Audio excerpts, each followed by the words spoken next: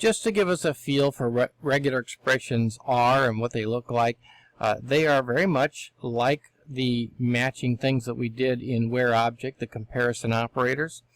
And let's just build a regex expression just so you can see one in action. So I'm going to open my console here, and I'll just type get service, and I'm going to pipe that to the WhereObject command. Now remember, after a WhereObject command, we would put this script block that looks like that. Inside the script block, if you'll remember, we're going to start with a $, an underscore, and then a dot.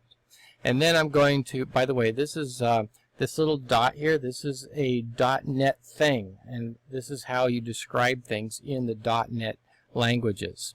So in this case, I want to look at the name of the service that I want to get. So I'll just put name. Now remember, in the past we did something like this. EQ for equal, right? And then maybe we put some string in here like EFS as an example. So do I have a service named EFS? And sure enough, I do. EFS is encrypting file system, and the name is EFS. Alright, that was all well and good, except later on we used another thing down here called like. And with like, I don't have to have all of these. Right?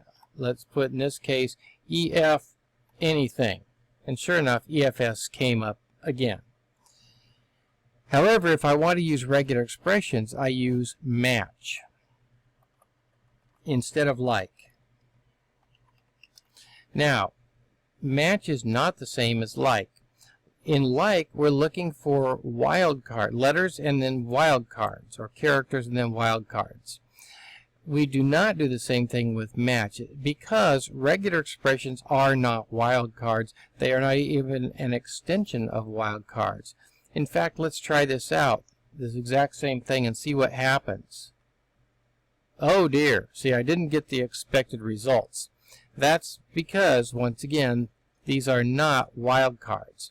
We have to use different symbols when we're using this match, but we can get some very sophisticated regular expressions.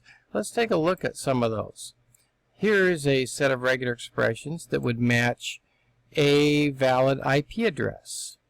Here's a set of regular expressions that would match a valid email address.